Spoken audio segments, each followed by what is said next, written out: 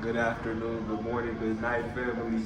Now, I kind of find myself almost being like one of these streamer niggas, right?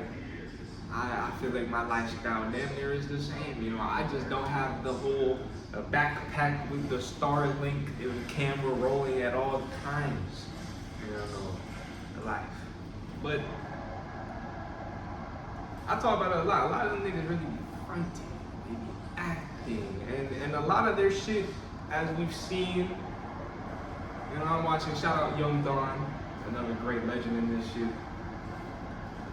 Reacting to why a lot of these houses, in particular the Streamer U houses, now we got AMP and such like that. What I came up on was that FaZe house. The good old FaZe times, back when niggas used to be, when we were good at Call of Duty, you could hit a fucking trick shot and shit. Like, I came up back then. I was in middle school, and I take this a lot. I was in kindergarten and shit, making videos off of a phone, etc. It's still the same shit, right? It all evolved. Back then, I had a particular group of homies, not quite the day ones, but almost. These people I wanted to bring along with me into this YouTube shit. We all were watching YouTubers as a kid growing up, etc., etc. But FaZe was such a big fucking thing. That was then their household name. They literally had a house. That was like our. I wanted to take notes on that. I'm gonna put all my boys in the house. We gonna be streaming this shit. We gonna be running the zombies, etc., etc. Right?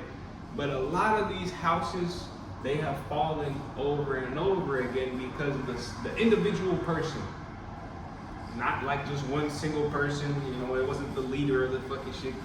It tends to be, somebody doesn't have the same